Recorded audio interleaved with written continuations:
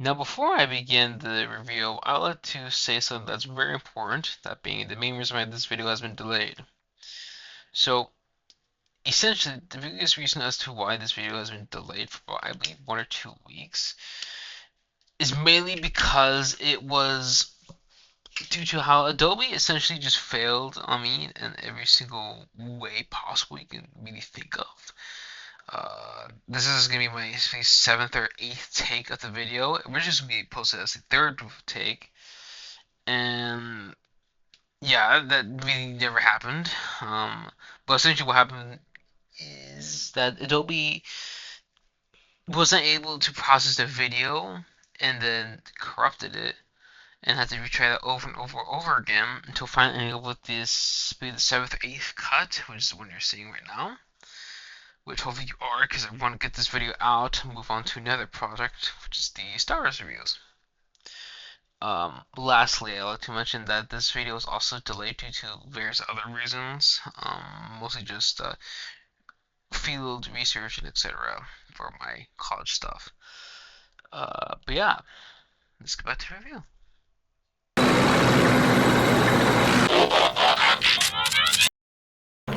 Hello, this is Warpath 1985 speaking. Today's video / review, I should say, the Transformers War for Cybertron Siege Jetfire. Now, this is going to be a very interesting review because Jetfire was the first ever Commander class figure ever released in the toy line. However, when it comes to Jetfire, I would like to mention various things about him because I want to make it as short as possible because Jetfire has a giant history. So, Jetfire / Skyfire was supposed to be a Macross retool / repaint of the Macross mold, which Hasbro got hold of. But since Harmony World is such bitches, they said, we're just gonna sue you over it, and they sued them, or technically threatened to sue them. Lawsuit to start with. Hasbro was like, okay, we redesign it, and then said, no, we're still suing you, even though the figure looks nothing like a Macross at all, or the character model looks nothing like a Macross at all, but you still have the toy, and because of that, we're gonna force you to completely get rid of this character for just foreseeable future, and also Takara said, no, sorry, we can't do that because Bandai are rivals in Japan, and because of that, we can't have this thing here. And thusly, Jetfire kind of faded into obscurity, especially since in Season 2, he was replaced by a few characters who I do have, but the other one will come to much later. However, Jetfire would reappear later on in various other pieces of media. Skyfire, the name was his first name, but he would be renamed to Jetfire.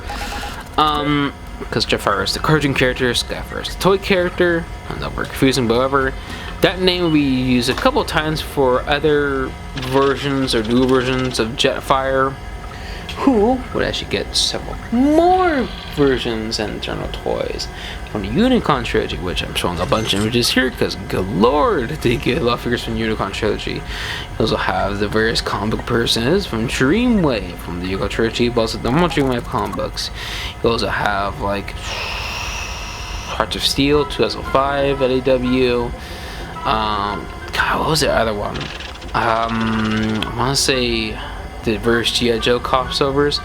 And I have to mention the various toys that tried to update the G1 Jetfire style / character / general toy.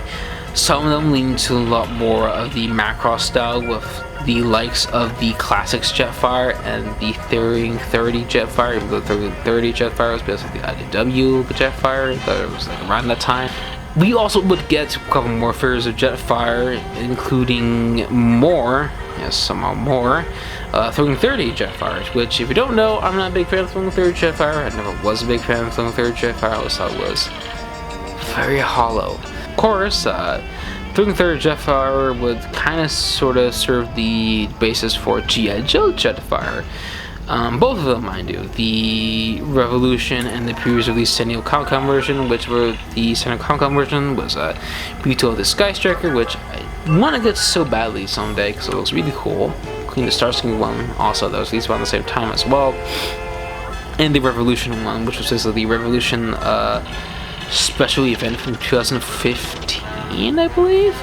But we would also get Cyberverse Jetfire around the time we got Siege Jetfire, which Cyberverse Jetfire and I forgot to mention Anime Jetfire. Once again, trying to like blast through all these, but again, there's so many. Anime Jetfire, once again, brother of Jetstor, but Cyberverse Jetfire, however, was very, very different. So Cyberverse Jetfire was pretty cool. I actually really like Cyberverse Jetfire, even though it was more like Beast Wars Silverbolt. But we did get Netflix Jetfire, which I don't know, which also depends to Void Rival / Amazon Universe Jetfire, which his story is still being updated on. He's kind of being used as Deus Ex Machina at this point. I wish he comes back as like a Sky Striker Jetfire when he returns, because again, I think he's still stuck in the ocean maybe. So I think he's probably going to be recovered by G.I. Joe and be rebuilt into the Sky Striker Jetfire, which is going to be awesome. But that's just a theory of mine, but hopefully that happens, because again, I want to see Jetfire more, because that poor guy needs some wins. We also got Shatterglass Jetfire, which was awesome, but Shatterglass Jetfire, I forgot to mention, this is kind of really weird. He's supposed to be a remold / recolor of Cybertron Jetfire, but then became the classic Jetfire in the comic book, but we got a couple of panels here and there. But finally, he got like a new figure that was based off of the Siege Jetfire mold, which looks really good. Which also leads us to Siege Jetfire himself, which, once again, half of that ginormous history section. Sorry about that, but again, I had to explain that because it's kind of important for this figure. Because I prefer this Jetfire over any other Jetfire. The reason why I had to mention all of this is because this figure is a combination of all those designs. I can like mention some of the things this figure kind of like pulls from, but it's kind of super minor. But generally, all that is referenced with this, his weapons pack, or technically weapons drone.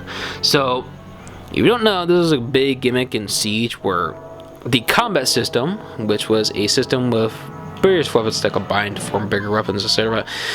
In some cases from drones with the larger figures, such as Jetfire, which is a little combat drone, which is super cool. Or technically a support pack, because again, this thing takes a lot of influence from Macross, but also Gundam, because technically Jetfire, like Center Prime, turns into full armored Jetfire, or Jetfire heavy arms. So let's first start with the first accessory, which is probably the one accessory that continuously gets re-released, but generally we have the blast effect, which we reuse a lot. So this is Jetfire version, this is the Arcs version, this is the Tricranius version, this is Star Saber's version, and this is Deathsaurus version, which I reviewed like 2 of those guys. The other 2 I have not yet. But generally, Jetfire's blast effect was reused a lot, and this is like not all though, because I don't have any of them, any others technically, because it's a lot more really hard to find. But generally, this would be like this second reused blast effect behind Mega Supremes, because good God, they're still using that Mega Supreme blaster, even though I think it's a little bit limiting because of how heavy it is. I forgot to mention this separate to 3 pieces. The weapons pack is very interesting. So the weapons pack is very similar to like your Advance of Zeta weapons packs from Gundam, where it's this large like brick filled with guns and missiles. So you get 4 of these little rockets. You get 2 missiles and like these 2 bombs technically. But yeah, you get these 2 missiles which can fire with some imagination with a blast effect. Super cool. I like this finally have that on my shelf. You may not, but whatever. Get these 2 large, almost like beam cannons, like the wrist mounted beam cannons from on the full armor Gundam. You get 2 of those like full armor Gundam like wrist mounted beam cannons. Once again, they're blast effect compatible, which is super cool.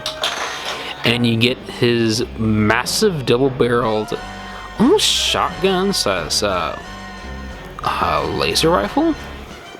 It feels more like a shotgun because it has like distinctive shotgun like pumps, but it's still like a laser cannon. I know it's very confusing, but whatever. They can separate for the like combat, so it's full armor mode, weapons packs, whatever. Because again, it works more as like a weapons pack from like the weapons pack version of the new Gundam and that DJ. There you go, from Gundam. So yeah, very cool. So yeah, those are all the accessories for the most part. So let's get the chest plate, which has these little like, let's pop this like piece open to reveal the bow mask, inspired by the original toy. So that's the Macross figure. Super cool. So for the figure, let me first start with the very distinct problem with early Chimera class, because I have all three of them, mind you. I have all three of the original like Chimera class figures. I have Rodimus Prime, because I'm going to show this Rodimus Prime the figure, not his trailer. And I also have Skylynx. And the problem with all of them is that they have like some problem. Jetfire's his problem was mainly just because later releases have these really weak hips, like very, very weak hips for some reason. Again, this is a problem with later release figures. You also have the weird like swaying of it. I don't know why it just sways a lot. But that's the problem with just the ratchets, not the problem with the mold degradation of the figure for some reason. But for technically Skylynx has no problems. The only problem with him is again this reissue thing. I think it's this one. Yeah, there it is. Just that little mushroom pit just comes off so easily because that's just really annoying on the shelf. It just pops off by itself for the most part. But that's no problem with Skylynx. And we have Rodimus Prime, whose problem is very much just because he's Rodimus Prime.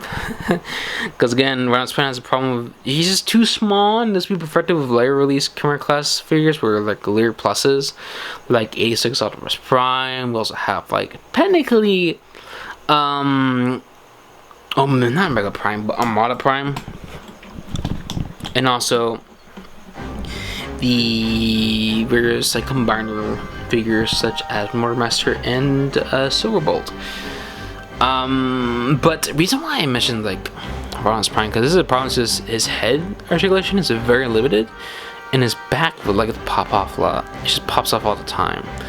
It's not doing that now, thankfully, but it probably will soon. I'll put it back on the shelf. Super annoying. But I also like to show off other characters that serve the same purpose as Jetfire, as generally a transportation character, such as Galaxy Shuttle, Cosmos, and Skylynx. So yeah, there's Jetfire, and as you can tell, Jetfire is huge. I might as well just show off his arch nemesis, Starscream, like right now. Once again, he's ginormous. But yes, that's it for Jetfire's buddies, technically, and other stuff. But yeah, that's the problem with Jetfire. Aside from that, start with the figure. So, the figure of Jetfire is, dear God, its articulation is very, very, very good, but also not the greatest. I wish it was a lot better, but it will be improved with other figures like, for example, Rodimus Prime, and not so much 86 Optimus Prime, because for some reason 86 Optimus Prime just got rid of a lot of articulation points. So articulation of the figure is very, very interesting. So we have very nice head articulation. You can look up and down. I'm probably just bringing the figure a lot closer, which is going to be not fun. Again, this figure is pretty big and don't have that much space currently, as I did beforehand with Black Zarek. But yes, he does have ratcheted shoulders, which can hinge, which can unpeg from the the shoulder, which is a problem with the first version apparently, or the first release. Technically double jointed elbows, but they're still not full, like over 90 degrees. They're still over 90 degrees, man, but not full on, to be fair. It has nice wrist rotation, and they also gimmick with the flip out 5mm report. I don't know if you can see it, but for waist, it's very limited. Like, it moves, but it is not that easy. Oh, damn. You have to, like, oh, God, that's, dear God. It was not this hard beforehand. Good Lord. I think because I haven't picked up this figure in a while. But yeah, it has a really, really tough waist joint. So we also have the hips, which are very, very fluid for some reason. With very nice ratchets, very nice knee bend, and a ankle rocker, which is very good. Other gimmick, which is his faction symbol flippage, which is super cool, and it's a nice reference to the cartoon. You also have light piping, which kind of works for the most part, but since his backpack is absolutely ginormous, you have to like bring like a flashlight here for them to work. But yeah, it kind of works, but once again, his backpack is so huge that it doesn't even work in the end. I think it works better with the battle mask.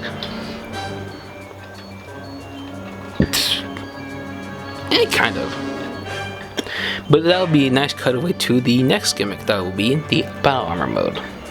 Alright, so here's Jetfire in his full armor / weapons pack. Technically, like, full. I think we were said that. I don't know. But yeah, it's full armor / full, like, technical weapons pack. Jetfire, which. Oh man, he looks really cool. I love displaying Jetfire in this general, like, armored up mold. I actually love the homage to the Macross figures. That's original G1 Jetfire was his color scheme, his armor, but also his head, and also how you can split up the rifle into these little single barreled ones, which is kind of similar to that of the original G1 Jetfire, which only had like a single barreled rifle instead of like a two barreled one. Again, it's super cool. The only problem with it, because again, it's those loose hips. It's just really annoying. It's better on certain rougher surfaces, or even like on wood, but on like, I don't know, it's just on this, like, technically glass that's hard plastic. It's kind of, it just doesn't work out. But yeah, he looks pretty good. Everything is Mass Effect compatible, as mentioned beforehand. Like the double barreled respawn beam cannons, the little missiles, it says bombs. Oh, that thing came off. Oh no. Come on. There we go. That's so hard.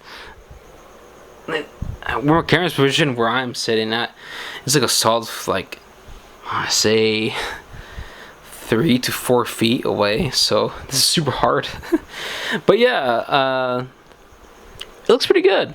So let's move on to vehicle mode, because there's nothing else I can particularly say other than just it looks pretty good. The only thing I like to mention that is kind of a common like issue would be like the attachment points to the the chest, causing this weird gap. This is just because it's just really tough. I figured to just hold on, so it just causes this little gap. It can't be fixed, mind you. Just press it on there. Thought more properly. Here's a little gap.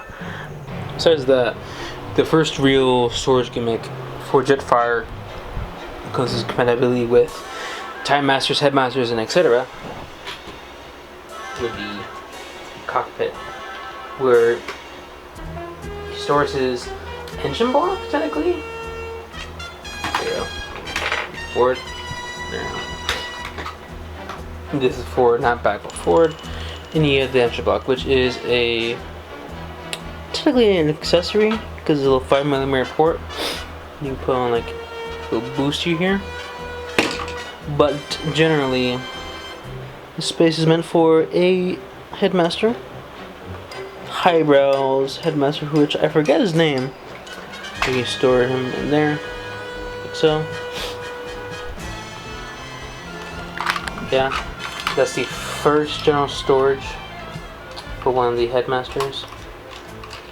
You flip down these pieces here.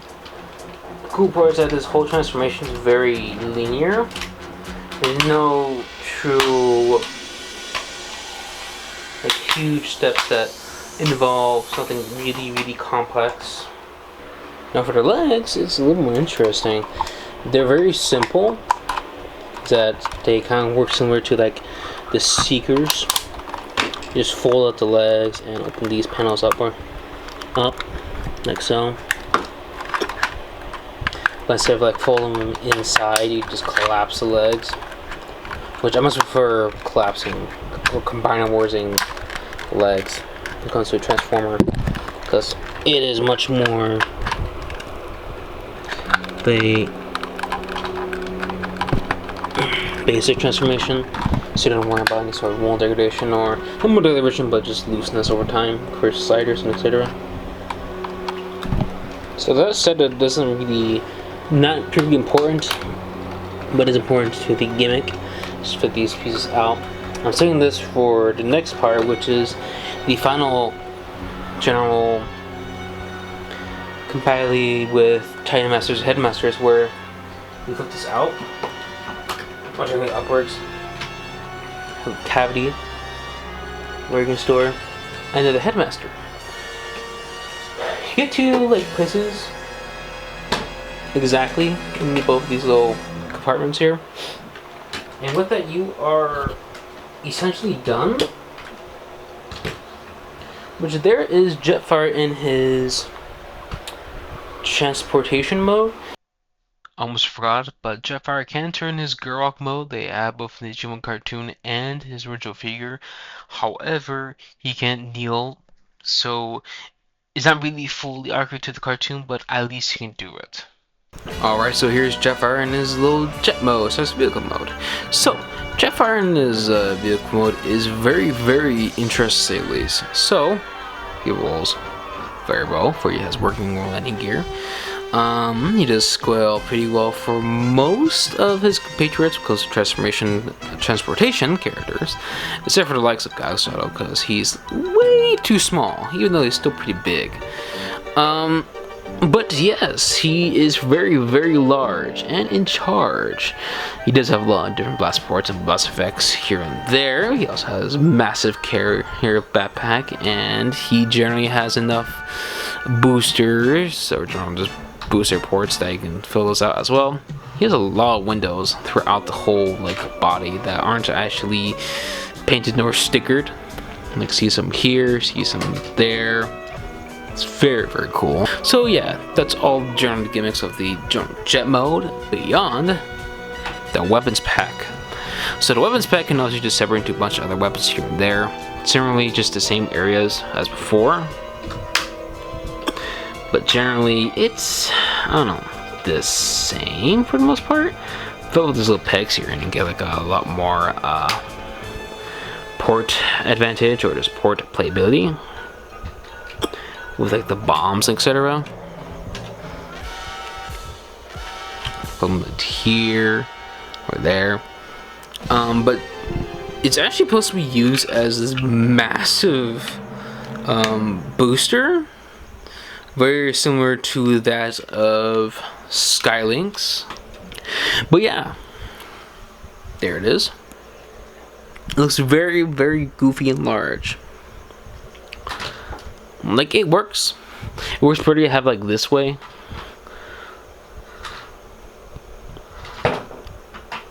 But generally it's supposed to be like this way. But yeah, it's pretty goofy. It kind of has that Advance of Zeta just over the topness when it comes to like Gundam logic. Which, I don't know, it works. And you also can still flip that emblem here. There you go. It's nice. Decepticon. So yeah. The last and final gimmick, which is the carrier mode. We created this figure with these little carrying handles, which are easier said than done because they are pretty loose on there for the most part. However, they do work out in the end. And there you go, you have your little Meebots ready to jump into battle. It's a very neat gimmick, I like it, but it is it's a lot to deal with for the most part, which is why it's more like an optional play gimmick than anything. So yeah, that's it for Siege Jetfire. For recommendations, this is kind of hard. So there are a lot of different versions of Siege Jetfire, particularly the mold and also different releases. They're releasing them again this year, but also not only the Siege Jetfire. We're also getting the Energon Universe Jetfire with the Void Virals characters. So I keep forgetting the name, but that's pretty cool because it's a lot more of a cleaner version of this Jetfire. You know, kind of really boring to me. Like, I want to get it because the Void Viral characters are Owen figures, and that's pretty cool. I want them for that reason. But also, I have a Jetfire, and it's not as like impressive as Shower Glassfire, but like, okay, this is very different. I want to get it. But yeah, that's it for Siege Jetfire. He's a very awesome first attempt at a Chimera class, and a different like win on the general. It's a home run because of first attempt, but there's still like a lot of faults. But that won't even come out till much later after this figure release, like 6 years ago. Even then, those are just mold degradation, not really true problems of aging, etc. The one I'd like to mention that is probably true problem of aging might be once again the hips, but also again that may also be mold degradation. Because again, this is a reissue version of the Siege Jetfire, not the original release version. Because I don't have originally released versions, but this is a reissue, which is why those problems. For that reason, you have to be very worried with your Siege Jetfire because those might come with those problems, you might worry about it, etc. Finally, would be the price with the Siege Jetfire, which does vary a lot. Sometimes the original price would be $80, other times, if you're very unlucky, he will be like $150, which is ridiculous. Thankfully, he's going to get the release, which is like $90, I think, $90 or $100. Still better than what it was beforehand and is right now, but I wish it was better. And we're also getting the Energon Universe one, which is the same price of $90 because it's come with the Bubba's pack, but still priced the same price because it has O-ring figures, which each individual figure costs like $15. So I guess it works out in that case, but kind of it doesn't. I definitely highly recommend this figure because it's really good. Just do be wary of those like mold degradation like qualms here and there with the reissue. I'm not sure if the Void Virals and Energon Universe one does have that. Hopefully it doesn't, mind you, because so far from I've seen like in images of Sarah, it does not have that. I may use some in-hand like videos and testaments. Once again, doesn't have that. But yeah, that's it. Like, comment, subscribe, and hopefully I shall see you next time. Bye.